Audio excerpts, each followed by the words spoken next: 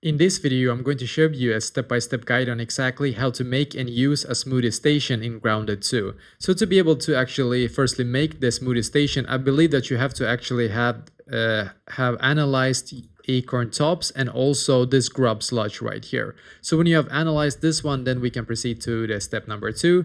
So we can just click on the B button now, and I'm just going to find it right now. I believe it's actually, okay, it's not here. Interesting. Oh, here it is actually at the first basically here. So we're going to click on Smoothie Station right here, and I'm going to place it right here. Why not? And as you can see, you need 1 acorn top, 4 sprigs, and 5 grub sludge to be able to actually fix this one. And now when you have done so, you can just click on E and we can now start actually creating some smoothies. So this one, workers comp, I'm going to create this.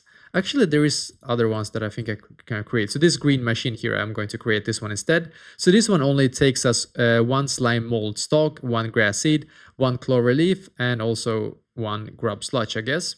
So I'm just going to craft this one right here. And it will give us, I believe, extra strength, and also it will increase our health. So yeah, this is basically exactly how to do this.